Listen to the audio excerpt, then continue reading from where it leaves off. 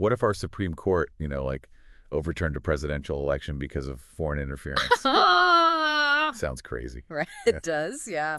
Well, that's what just happened over in Romania. Yeah. So today we're going to dive into uh, how Russia almost swayed that election hmm and what lessons we'll all learn from this. Yeah. Especially over here in the U.S. Right. Yeah. It's a scenario that's raising alarm bells all over the world, this whole Romanian election. Yeah. You had this guy, Cătălin Georgescu. Okay. He's a far-right pro-Russian candidate, and he kind of came out of nowhere and unexpectedly won the first round. And then, Romanian intelligence came out and said, hey, there was all this Russian interference, especially on social media. Like TikTok. Exactly. Yeah. Yeah, they were really pushing him like hard, Yeah. And so things just went totally haywire when the Constitutional Court, they annulled the first round and then they ordered a whole new election. And so we're going to break it all down today, like all the specifics, right, of this case. Yeah. And look at the parallels to, the potential threats to American elections, right? Okay. Like it's kind of scary, Yeah. So maybe we should start with this Cătălin Georgescu, right? Okay. Yeah. Who is this guy? Yeah, who is this guy, right? He is, like I said, nationalist. He loves Putin. He's always criticizing, the EU and NATO, and he wants Romania to stop supporting Ukraine. Oh, wow. Yeah, and he's even skeptical of vaccines. Oh.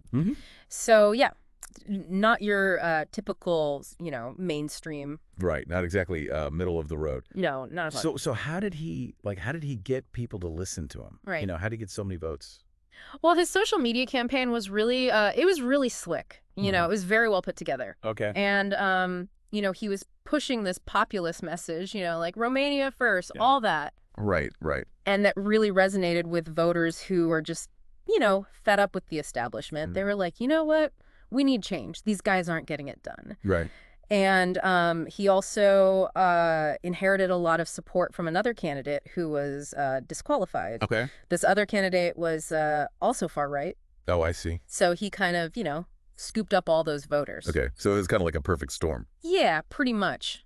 But the real shocker was the evidence of Russian interference. Yeah. Yeah. That's what really caught everyone's attention. Like, what did they actually find?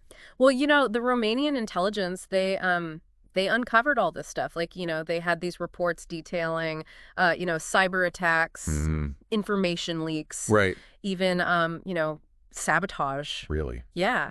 And all of this, they said, was orchestrated by Russia, To get this guy elected. Exactly. They wanted to tilt the election in his favor. Wow. Yeah. And they found this whole network of like paid influencers. Oh, wow. Particularly on TikTok. Oh, interesting. Yeah.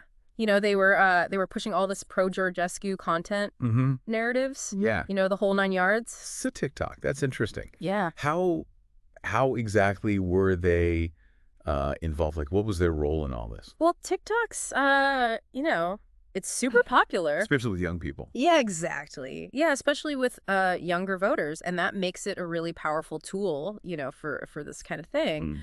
And it seems like Russia was exploiting, TikTok's algorithms. Right. And, they were using paid promotions to get this pro-Georgescu content out there. Right. And a lot of times it slipped past, the political advertising labels. Oh, wow. Yeah. So it's a big problem. So, like, what did TikTok say about all this? Well, they denied any wrongdoing, of course. Right. They said, hey, we treated Georgescu's account just like any other political account. Yeah. But, the Romanian government wasn't buying it. Right. They accused TikTok of violating regulations and, spreading disinformation. Wow.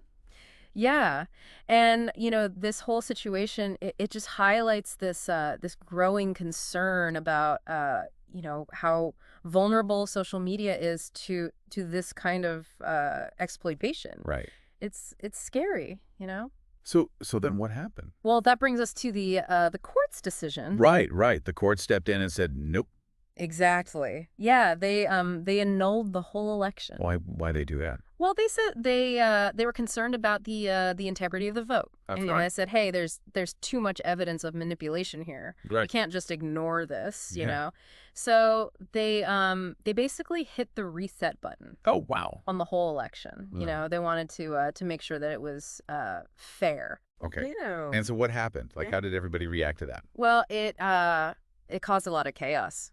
You know, Yeah. like the outgoing prime minister, he supported the decision. Okay. But Georgescu's opponent, Elena Lasconi, she thought it was totally illegal. Right. You know, undemocratic. Yeah. And Georgescu himself, he called it a coup.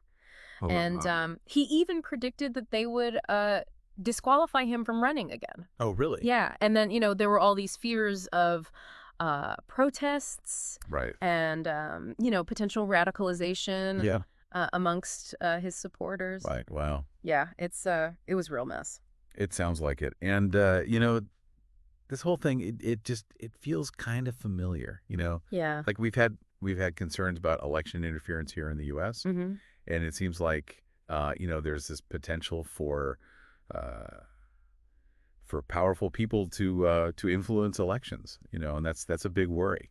Yeah, absolutely. And, take Elon Musk, for example. Right. I mean, he spent a ton of money trying to get Trump elected. Yeah. Like at least $260 million. Oh, wow. And that just shows you how much influence, wealthy individuals can have Right. on elections. Yeah. Like, does money just equal power in politics? Right. That's a scary thought. It is, yeah. And Yeah. and it makes you wonder, like, are the rules that we have, about campaign finance, are they even, are they enough, to make sure elections are fair, Mhm. Yeah. It's definitely something to think about. Absolutely. And then there's, there's the case of the RBG pay. Oh, right. They, they used Ruth Bader Ginsburg's name Uh-huh. to support Trump's stance on abortion. Wow. Which is just crazy. Like, she was a huge supporter of abortion rights. Yeah. But it just shows you how people can be manipulated. Yeah. Mhm. And it really highlights the need for more scrutiny Right. of campaign financing Right. and political advertising. Okay. So we've seen how this played out in Romania, Right. and it seems like social media played a big role in amplifying this disinformation. Mm. So how exactly can social media be exploited, for election interference? Well, social media, it creates this breeding ground for manipulation. Okay. Like the algorithms, they can be gamed. Right. And then you have these, networks of accounts that Mhm. can amplify certain messages. Right. Yeah. And then, paid promotions can give an unfair advantage to people with lots of money. Right. And the Romanian case, it's a serious warning, Yeah. about what can happen when you don't control, the influence on these platforms. Right. It's a big problem. So then what can we do? Like, what responsibility do these tech companies have? Right. I mean, it's clear that self-regulation isn't enough. Okay. We need strong regulations. Right. To ensure that there's transparency Okay. in political advertising, Mm-hmm. and we need clear rules about labeling and removing disinformation. Right. And we need strong enforcement Yeah. to hold these platforms accountable. Hmm. But it's a tough balance, right? Right. Like, how do you protect free speech, Right. but also prevent manipulation? Yeah. It's tricky, Yeah. but it's really important. Right. Yeah. Well, I mean, this whole Romanian thing, it's it's happening over there. Right. But it's a reminder of the threats that democracies are facing all over the world. Yeah. Absolutely. Yeah. It shows us that we need to learn from what's happening in other places. Right. To protect our own democratic processes, Mm-hmm. because the potential for interference, it's real. Right. Yeah. Whether it's from foreign actors or powerful individuals. Right. We can't just ignore it. Yeah. It's a scary thought. It is. But we need to be aware of it. We do. So, Romania, it's a wake-up call, right? Yeah. But it also shows us how to protect, American elections. Okay, so we saw how social media, was used to spread all that disinformation in Romania. Yeah. What can we do here, in the U.S. to prevent that? Well, we can't just rely on, tech companies to police themselves. Right. We need stronger government regulations. Okay. Things like, laws about transparency for political ads. And stricter rules for labeling and taking down disinformation. Okay. And stronger ways to enforce those rules. Okay, so more teeth. Yeah, exactly. But wouldn't that go against, free speech? Well, it's tricky, right? Oh, yeah. It's a delicate balance, Mm-hmm. But I think it's necessary. Right. The goal isn't to silence people. Right. It's to stop the spread of lies Right. that are meant to trick voters. Right. I think we need a serious national conversation about social media Mm-hmm. and how it affects our democracy. Okay. Yeah, that makes sense. So let's go back to Romania for a second. Okay. What happened after the court annulled the first round of the election? Well, they held a new election earlier this year, Okay. but there was a twist. Okay. They barred killing Georgescu. The guy at the center of it all? Right. Yeah, they said he couldn't run. Oh wow, why? They said his campaign broke election laws. Okay. So he was disqualified. Huh. That's quite a turn of events. Yeah, it was. So who won? Well, Elena Lasconi, A pro-European candidate. All right. She won the presidency. Okay. It was close. Okay. But I think it shows that Romania is still committed to democracy. Right. And the West. Yeah, exactly. So it sounds like at least for now, Romania's avoided that trend we see in some other countries where pro-Russian leaders have taken over. Yeah, that's true. Yeah. But it also reminds us that democracy is it's fragile. Right. We got to be careful. Yeah. We got to protect it from these threats. So speaking of threats, we were talking about Elon Musk and all that money he gave to Trump. Right. $260 million. Yeah, that's a lot of money. Yeah, it makes you think, is it fair that rich people can have so much influence? Right. It's a big problem. Yeah. I think we really need to reform campaign finance. Yep. Maybe put limits on how much people can donate. Right. And make it more clear, how money is being spent in politics. Okay.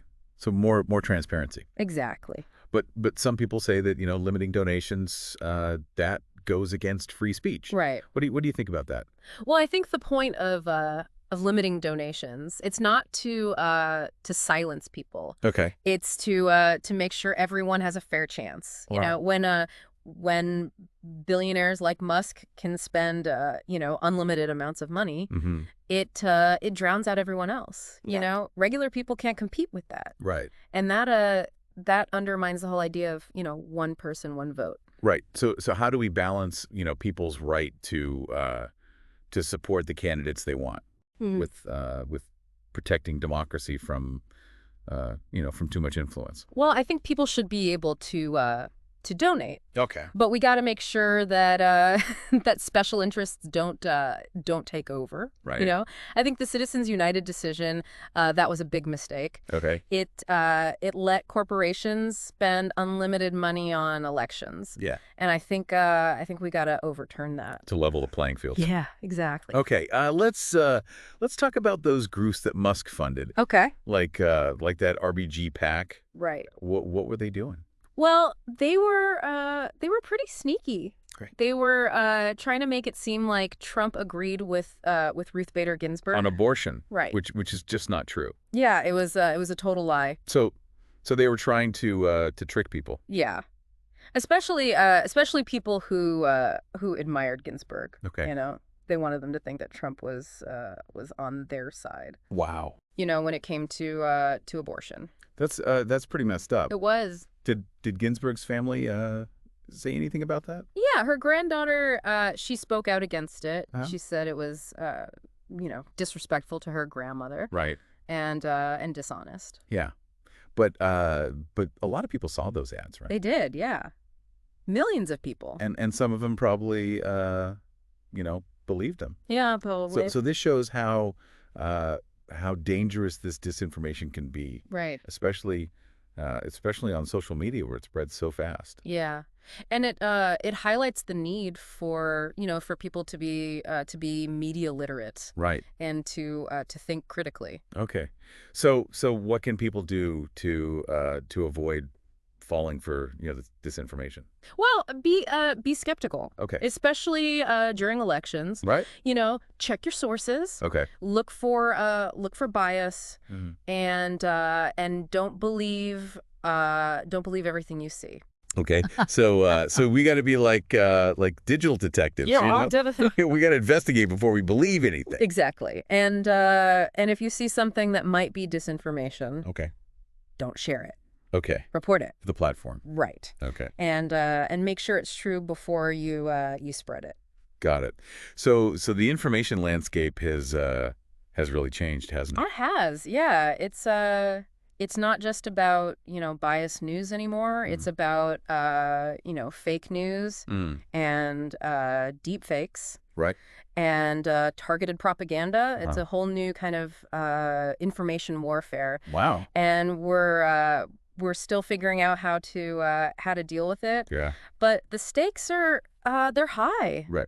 Our democracy depends on us being able to tell the truth from lies. Yeah. And to hold the people who spread those lies accountable. That's a scary thought. It is. But it's also a call to action. Right. We can't just sit back and let this happen. No, we can't. We gotta do something. Right. We gotta be proactive. Okay. We gotta have these conversations. We gotta support candidates who believe in democracy. Right. And we gotta hold our leaders accountable. And the tech companies. Yeah, them too. Okay. So democracy requires participation. It does. Not just observation. Right. We gotta make our voices heard. We do, and we gotta send a message. Okay. That we won't tolerate anyone trying to undermine our democracy. Right. We gotta protect our rights. This has been really eye-opening. Yeah. And empowering. Good. Right. It's scary, but we're not powerless. Right. We can fight back. We can. We can protect our democracy. We can. For future generations. Yeah. I completely agree. Okay. Our democracy, it's in our hands. Right. We gotta be vigilant. We gotta stay engaged. Right. And we gotta demand better. From our leaders. Yeah. And ourselves. Exactly. The price of freedom, it's eternal vigilance. I mean, it's easy to get overwhelmed, right? Yeah. With all this, the foreign interference, the rich guys throwing their money around, social media, it feels like democracy is under attack from all sides. It's true. It's a tough time for democracies. Totally. Everywhere. Yeah. But knowing what we're up against, that's the first step, right? Right. Once we know what the problems are, we can come up with ways to fight back. Okay.